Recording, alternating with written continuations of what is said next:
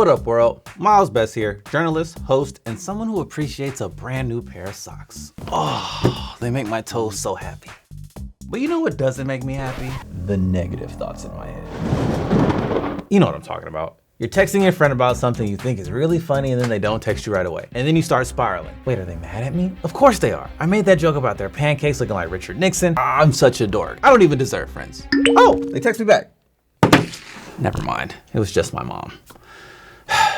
So that right there was me falling into some common thinking traps, or psychologists call them cognitive distortions. And when left unchecked, they can contribute to feelings of anxiety and depression. But the good news is just knowing about them can help you from falling victim to a negative thinking spiral. So today we're asking, what are thinking traps and what can you do about them? So thinking traps or cognitive distortions are types of mental shortcuts that our brains can take to help us process the world around us. It's a distorted way of thinking about either yourself or the world around you. That's Dr. Ruth Smith. She's a licensed therapist with a PhD in clinical psychology. So typically there's a really strong focus on negative interpretations, like I said, of oneself or the world around you. And it's common for our brains to use these shortcuts all the time. It's just the way our brains work. One theory is that we're programmed for survival and we've adapted a better safe than sorry mentality. Like, I'm talking, you hear a scary sound in the woods. If you bounce immediately, you're more likely to survive and keep your genes in the gene pool. Versus if you stick around to see what's up and it turns out to be this scary thing, you're dead. So thinking worst case scenario could just be a survival and defense mechanism.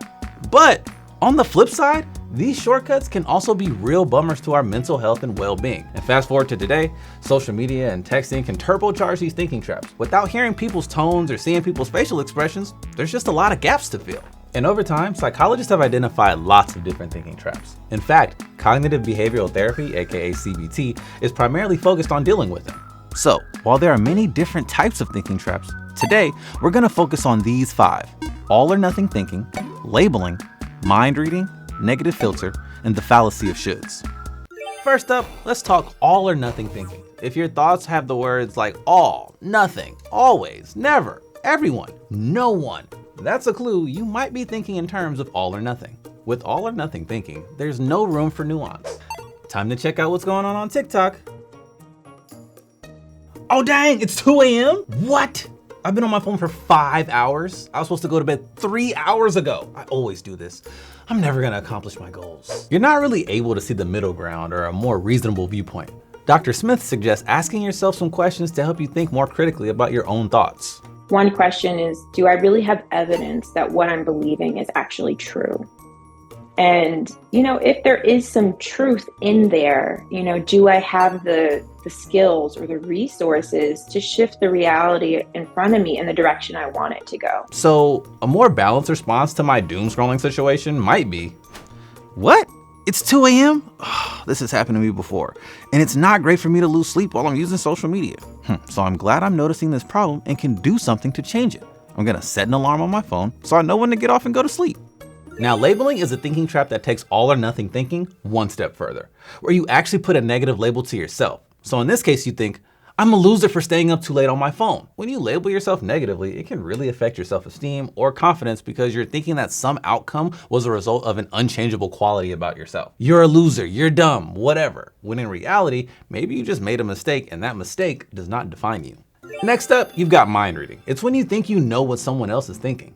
It's like when you pass someone in the hall and you wave at them and smile, and then they don't wave back and you think that they're mad at you and you keep replaying every interaction that you've had with that person and you try to figure out, what did you do to offend them? When maybe they just didn't see you or they didn't have their glasses on. Or maybe they were lost in a thought in their own head and didn't even notice you. One arbitrary behavior suddenly gets blown up in your mind. And usually folks who fall into this trap don't take time to question if that's really true or check the facts of that reality. So one thing that you can do to counteract this line of thinking is to ask yourself if there is some other reason for why that other person may have behaved in that way. The first step is to notice it and then really be willing to see it differently.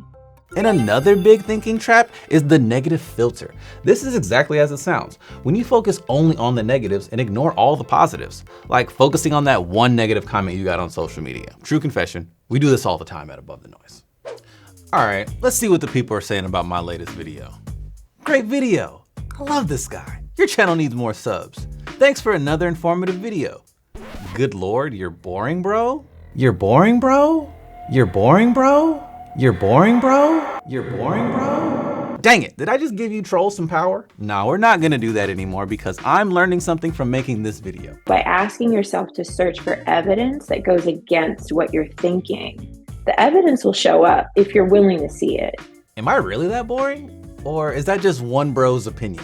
I mean, all these other people liked my video. I liked it. Yeah, I did a good job on this video. Well done, Myles. Haters gonna hate, and I can't do nothing about that. Next up, we're gonna talk about the Fallacy of Shoulds, which sounds like the name of Timothée Chalamet's future band. But actually, it's just a fancy phrase that means we're making up random rules we need to follow that aren't necessarily a good idea.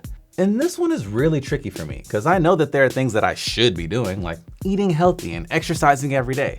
But the fallacy of shoulds happens when your shoulds are arbitrary or aren't realistic. It's like if you're thinking in order to be a good friend, I should respond to my friend's text right away. And then if I don't, I'm a bad friend. And then next thing you know, you're setting your alarm to wake up in the middle of the night to check your phone to make sure that you didn't miss any texts from your friends and blah, blah, blah. And then it's just not sustainable. When it's directed inwardly at ourselves, it can lead to feelings of guilt because ultimately it's like I should have or I should be this. So if I am not that, then there's something bad about me. I did something wrong.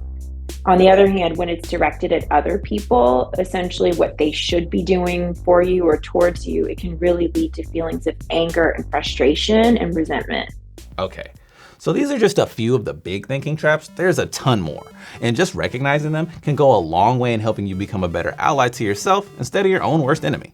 These thinking traps, in psychology, we call them negative automatic thoughts. And the key word here is automatic, meaning they seem to just arise out of nowhere and pop up in our minds. And they're very habitual. It's a habit. So it being a habit means it takes time to shift it.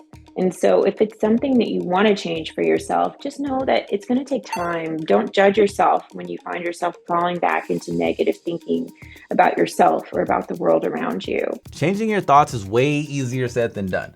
A big part of cognitive behavioral therapy is helping you evaluate your thoughts and providing you with tools on how to challenge them. And one thing psychologists recommend is watching TV. You heard me right. Watch shows and identify when characters engage in these types of thinking. And you can go one step further and come up with some alternative thoughts for them. Recognizing these patterns in other people can make it easier to recognize it in yourself. So, given all this, I'm curious. Can you think of an example of these thinking traps creeping up for you? And before I go, I want to give a big shout out to our partners at Common Sense Media and the Center for Digital Thriving, who we collab with on this episode. Be sure to check out Common Sense's YouTube channel for some great media literacy content. As always, I'm your host, Myles Bess. Peace out.